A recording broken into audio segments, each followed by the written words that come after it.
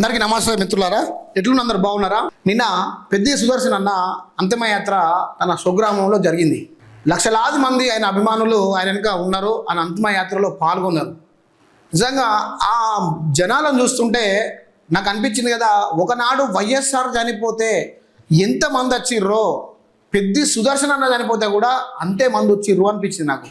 అంతటి అభిమానాన్ని పెంచుకున్నాడు పెద్ది సుదర్శన్ రెడ్డి. ఆ అభిమానాన్ని అక్కడ జనాల రూపంలో చూస్తుంటే నిజంగా చాలా షాక్ అయినా నేను. ఎందుకంటే ఒక మాజీ ఎమ్మెల్యేలకు ఇంతమంది రావడమేంది, ఇంత పబ్లిక్ రావడమేంది నేను అనుకున్నా. నా పొద్దున్న అనక నేను పెద్ది సుదర్శన్ రెడ్డి గారి వీడియో చూసుకుంటే ఉన్నా, అంతిమయాత్ర వీడియో, వాళ్ళ ఫ్యామిలీని ఓదార్చే వీడియో, ఇంకా చాలా వీడియోస్ నేను చూసుకుంటూనే ఉన్నా. నిజంగా నాకు షాక్ అనిపించింది. ఆయన భౌతికంగా మన లేకపోయినా కానీ ఆయన అభిమానం మాత్రం ఎప్పటికి ఉంటుంది. ఆయన అభిమానానికి నిజంగా సెల్యూట్ చేయవచ్చు. ఆయన ఆత్మకు నిజంగా శాంతి చేకూర్చాలని నా జీనిస్ గ్రూపుల ద్వారా నేను కూడా కోరుకుంటున్నా. వాళ్ళ కుటుంబ సభ్యులకు కూడా నేను ప్రగాఢ సానుభూతి తెలియజేస్తున్నా. అయితే నిన్న పెద్ది సుదర్శన్ అన్న గారిది అంతిమయాత్ర తన స్వగ్రామంలో జరిగింది. జరుగుతూ ఉంటే కొంతమంది దుర్మార్గులు ఏం చేసిరంటే ఆయన పార్థివ దేహం పెట్టే ఏదైతే శవపేటిక ఉందో దాని మీద చెప్పు విసిరిరు. అది చూసిన తర్వాత నాకు చాలా బాధేసింది. తెలంగాణలో ఇటువంటి శివ రాజకీయాలు చేసే బ్యాచ్ ఇంకా ఉందా? ఇటువంటి దుర్మార్గపు రాజకీయాలు చేసే బ్యాచ్ ఉందా? ఇటువంటి నీచ పనులు చేసే రాజకీయ ఉందా ఇంకా అనిపించింది. తెలంగాణలో ఇంతటి దుర్మార్గపు రాజకీయాలు చేసే వాళ్ళను నిజంగా క్షమించొద్దు. శివ రాజకీయాలు చేసే దుర్మార్గులను క్షమించొద్దు. భవిష్యత్తులో ఇట్లా ఉంటుంది, మనము గుర్తుపెట్టుకోవాలి. ఇటువంటి దుర్మార్గులకు కఠినంగా శిక్షించాలి. ఆయన అభిమానం ముందట ఆమె చెప్పు పనిచేయలేదు. నీ అటువంటి దుర్మార్గపు ఆలోచన వచ్చింది కాబట్టి నువ్వు ఒక నీచుడివి, నికృష్టుడివి, ఒక విధవవు నువ్వు కాబట్టి అలాంటి పని చేసినావు. ఒకసారి వీడియో చూడండి, వీడియో చూసినాక మాట్లాడదాం. చూడండి, ఆయన అంతిమయాత్ర నడుస్తున్న సమయంలో వాళ్ళ భార్య గారు ఇక్కడ ఉన్నారు. ఇగో ఇక్కడ ఆయనకు సంబంధించిన అభిమానులు ఉన్నారు. ఇగో ఈ ప్లేస్లో ఏమైంది అంటే ఎవరో దుర్మార్గుడు ఆయన శివపేటిక మీద చెప్పి విసిరిండు. అగో ఆ చెప్పును అక్కడ విసిరిండు. ఈ పింక్ షర్ట్ వేసుకున్న బ్రదరు చెప్పి విసిరిండు. అలా భార్య కూడా కోపం చేసుకొని మాట్లాడింది. ఈ దుర్మార్గుడు చెప్పి విసిరినంత మాత్రాన ఆయన అభిమానం తగ్గలేదు, ఆయన అంతిమయాత్ర ఆగలేదు. ఆయన మీద ఉన్న అభిమానంతో నాయకులు వచ్చుడు మాత్రం బంద్ కాలేదు. లక్షలాది మంది వచ్చిర్రు. ఈయన అసలు దుర్మార్గులు ఎవడో ఒకడు ఉంటాడు, నీచ రాజకీయాలు చేస్తూ ఉంటాడు కాబట్టి వాడిని ఎవడు పట్టించుకోడు. ఫస్ట్ చెప్పులు వేసినంత మాత్రాన ఆయన అభిమానం ఆగిందా? ఆయన అభిమానులు రాకుండా పోయిర్రా? చెప్పులు వేద్దామని ఆలోచన ఎప్పుడైతే వచ్చిందో ఇక్కడ శివ రాజకీయం మొదలైనట్టే. పెద్ది సుదర్శన్ అన్న మీద ఎవరైతే చెప్పులు వేసిర్రో వాడు గుర్తుపెట్టుకోండి, వానికి నిజంగా మూడింది అనుకోవాలి. వాడు నిజంగా వానికి ఇక భవిష్యత్తులో వాని జీవితం ఇక పనికిరాదన్నట్టే.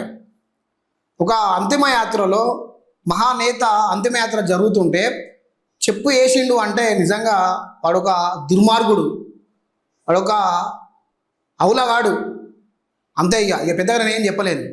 ఇది ఇంకోటి ఏంటంటే పోలీస్ వ్యవస్థ నిన్న అంతిమ సంస్కారాల దగ్గర వాళ్ళు ప్రభుత్వ లాంఛనాలతోటి చేస్తున్న ఆ ఏదైతే వీడియో ఉందో దాన్ని చూస్తుంటే నిజంగా పోలీస్ వ్యవస్థలో డిగ్నిటీ అనేది పోతుంది అనిపిస్తున్నది, డిసిప్లిన్ అనేది పోతున్నది అనిపిస్తున్నది.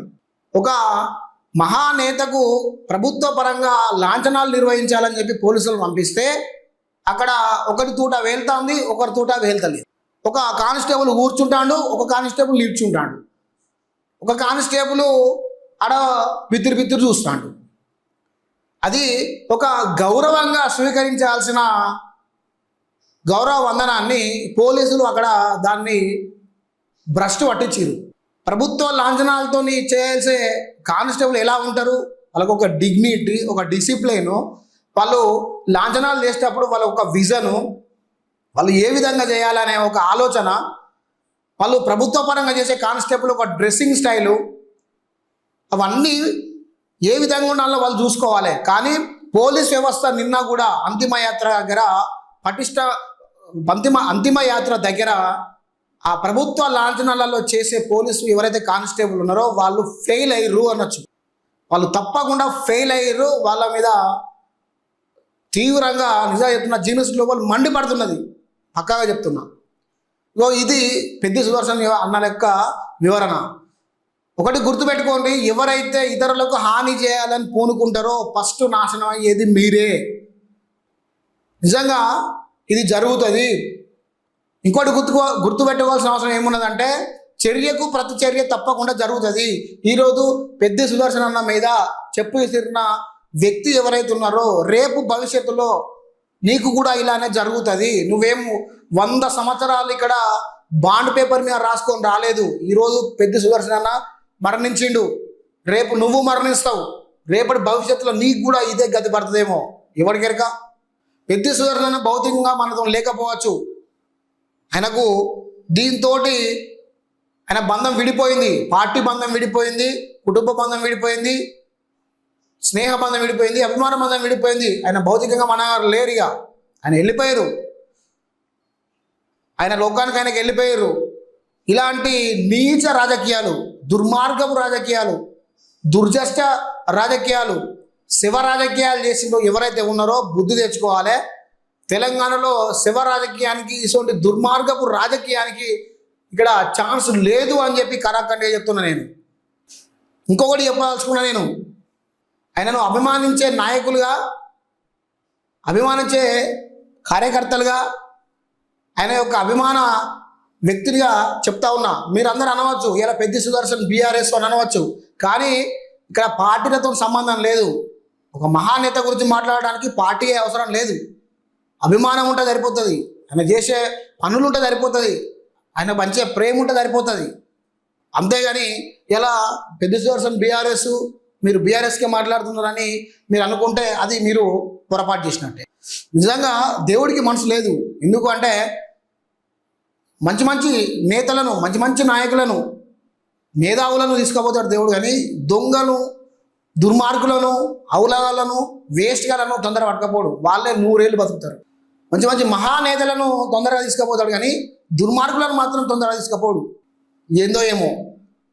మొత్తానికైతే పెద్ది సుదర్శన్ అన్న మనతో లేడు. కాబట్టి వచ్చే ఎన్నికలలో అదే నియోజకవర్గం నుండి అలా భార్యకు ఎమ్మెల్యే టికెట్ ఇచ్చి అలా భార్యను ఎమ్మెల్యేగా గెలిపించడానికి బీఆర్ఎస్ తప్పకుండా పాటుపడాలి.